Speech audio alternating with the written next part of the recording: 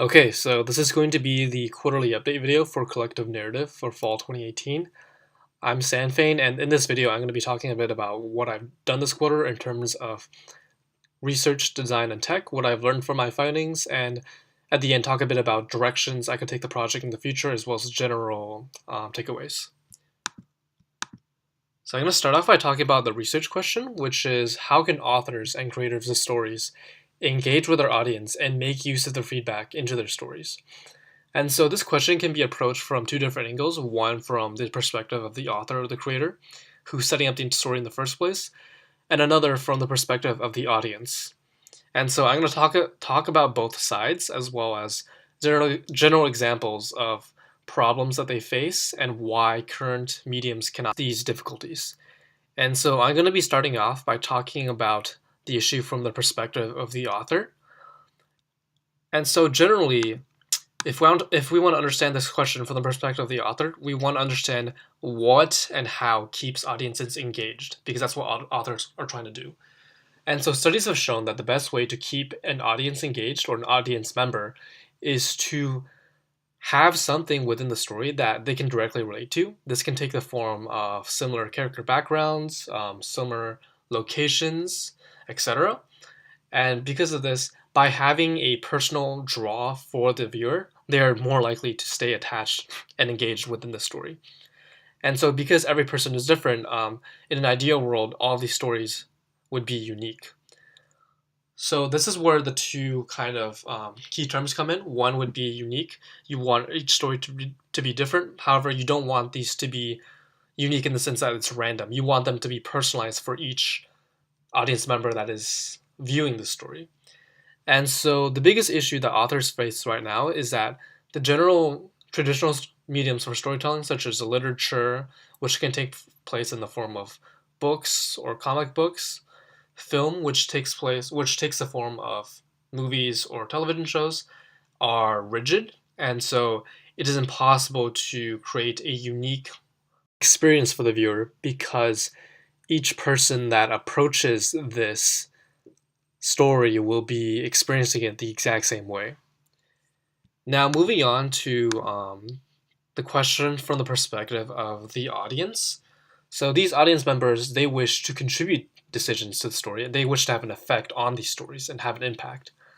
And so, generally, as I mentioned earlier, in traditional storytelling formats such as literature or film, there's no way for the audience to actually make an impact on the story. They can yell, they can scream, they can do whatever they want, but nothing will matter. However, there are other mediums, for example, playing D&D, as well as LARPing, which is essentially collaborative storytelling, because in these scenarios, the audience themselves are playing the roles of characters, and so they directly have their own contribution to the plot. However, generally, the downfall of these methods, such as LARPing and D&D, would be the lack of cohesiveness. So, one of the strengths of a traditional form of media, such as literature or film, is that there's one single authoritarian hand guiding it. And so, even if the story might not be as unique or as personalized, there's generally a strong sense of beginning, middle to end because it was all crafted by one person. So LARPing and D&D, because of their format as multi-person storytelling, it is very easy for them to go off in directions that none of the players want due to a variety of different decisions all colliding with each other, and then having a story that is not satisfactory for any of these members. And so now that we have an understanding of the issue from both sides, I'm going to be talking about my own contributions. And so, just to summarize, the goal of this is to have audiences as well as authors collaborate to make a story that is both cohesive and satisfying for everyone involved. And so, there are a couple of key characteristics that I want to highlight. One would be the idea of live interaction, because in order to have collaboration on any sort of storytelling, all the interactions between the audience members must be live. Because if an audience member is left out and they do not get the chance to voice their own input on the direction of the story, there is a very high chance that other people will take the story in a different direction than they want to take it in, and they will feel as though they never received the chance to have their own opinion voiced. Secondly, we want an idea of loose fencing. And so fencing in general is the idea of having a single authoritative figure, such as a D&D dungeon master, to guide the various audience members along the general path of the story. And so generally, this is done so most stories can follow the idea of a basic plot diagram with exposition, conflict, rising action, climax, and resolution, because this is usually a satisfactory story arc. And so it keeps things from getting too bloated or too out of the way. And so we want a balance between this kind of authoritarian hand as well as the individual freedom of the participants themselves. So some sort of loose fencing in place where participants can make general decisions, but the core of the story remains the same is ideal. Moving on, I'm going to be talking about the methods I took to need find and how this led me to come to my conclusions in terms of contributions. And so I took upon myself to do interviews with various people who could be considered participants within stories. These included people from an actor in the theater department to people who play video games, D&D players, and authors who participated in a write your own adventure type of setting, which I'll get to more detail later on. And so within these four user classes, you can kind of divide them up into two broad categories. One would be um, participants with a very limited freedom. And so this includes the actor as well as the video game player. Because what they kind of talked about is, although they have some freedom to make their own decisions, such as an actor adding out their own flourishes when they're playing on stage, or a video game player choosing to build their character a certain way, the core of the story remains the same because they still had to follow along with the overall script. And so this leads to a lack of freedom and a lack of personalization when it comes to the participant. Now for the second user class, which consists of D&D players and write your own adventure authors, these take place in a more collaborative environment. So D&D players obviously play with other players in the same time, whereas these authors who participate in a write your own adventure setting, what they do is they take turns writing lines of a story at once. And so this is taking place not in real time. The issue with this format is that it is not a true collaborative environment. And because there is a lack of discussion among the different authors, because they all add at different times, it is very easy and possible for one of the authors to write a line of the story that takes it in a completely different direction than what anyone else wants, which leads to a lack of both cohesiveness and satisfaction from the remaining participants. In these interviews, I identified a few key elements that I thought would be crucial to having a cohesive, collaborative storytelling system. And so, starting off with the collaborative side, you cannot have true collaboration between various participants without having some sort of live interaction system.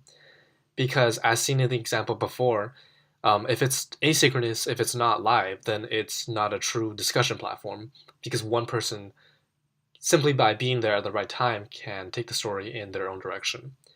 And so, live reaction is key, and this can take place in the form of both dialogue as well as actions. Dialogue for the characters to actually speak to one another, provide their own arguments and rebuttals, and actions because these characters are going to be having their own contributions to the story in terms of the world setting.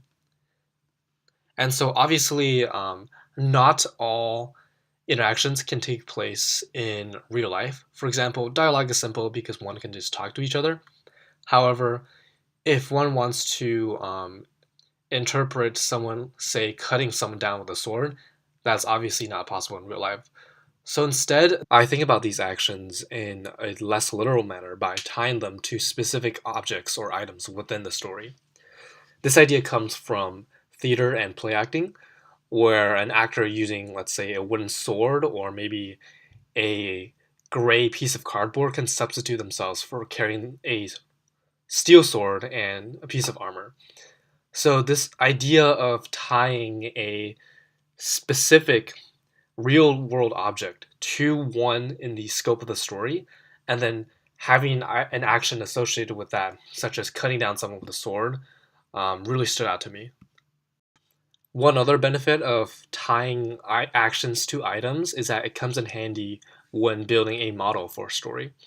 So to give an example of this characteristic, let's take a look at this short, small scope story in which we have two characters, Harry, Hermione, an item, which is a wand, and two actions, each tied to the wand itself. One is transferring the wand, so giving it to someone else. Another would be Avada Kedavra, which kills someone. And so, because these two actions are tied to the item, whichever character within the scope of the story owns this item has the power to commit these actions. And this means that the wand, as well as its spells, essentially function as a bag of tools for the participants. Because whichever participant is playing the character that owns the wand, they have the freedom to carry out these actions whenever they see fit. And so that gives them a lot of freedom within the storytelling scope. In addition to that, because the item as well as who owns it can vary from story to story in different retellings. In one, Harry might have the wand, in another, Hermione might have the wand. This sets up various permutations of stories that will be unique and personalized for the participants with each retelling. For the story to be more cohesive, I'm going to be talking about having general conditions as a guiding hand to keep the story from going off tracks. So rather than having a specific ending written for the story, the author in this case sets up a general, more vague ending condition that determines when the story will end. So in the example I was talking about previously, let's say the story ends when one person uses Avada Kedavra on someone. And so obviously within this story, there's only two possible endings, with either Harry killing Hermione or Hermione killing Harry. However, if I add even one more character, let's say Ron, then the number of stories of possible endings suddenly triples. And we have now ensured that each retelling of the story is unique and different, but follows a general guided outline. I'm going to be talking about the technical approach that I use to implement each of these characteristics, as well as show off a quick demo for each one. So the first characteristic is a live messaging chat system, and this is done to facilitate live interactions between the various participants of a story. I've pulled up a quick demo here, and as you can see, within this platform, when a participant logs in, they are cast as a character. So in this example, we have someone cast as Harry Potter. And so what you can do is you can type in various lines that will serve as dialogue for the story itself. So here he's just said hey to Hermione, and what he'll do is ask, hey, can you give me a potion? No, not a potion, a wand to borrow. And if he sends it, this shows up in the chat. And if another character, so now I'm going to be logging in as someone else.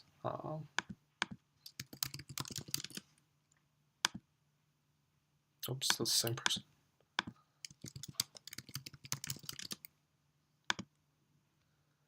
So now, once I've logged in as a different character, in this case, this person is Hermione.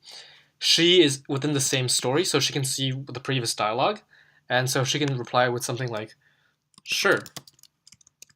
And this will show up, and then the other participant, within the scope of their chat, it will also show up as a line of dialogue. In addition to that, I also have a system on the backend that keeps track of the characters of the story, the items of the story, the individual statuses of these objects, as well as the relationships between each one.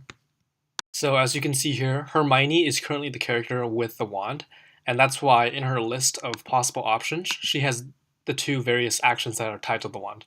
So she can either give it away or she can cast the spell Avada Kedavra. And so in this example, she's going to be giving it away to Harry. Now, from Harry's perspective, you can now see that Harry is now the owner of the wand, and so in his list of possible actions to do, he has the freedom to either give it away or cast Avada Kedavra, same as Hermione did in the beginning. Finally, the platform has a custom condition that causes the story to end that is written by the author. And so this ensures that the story will progress along some path that is guided by the author's original vision.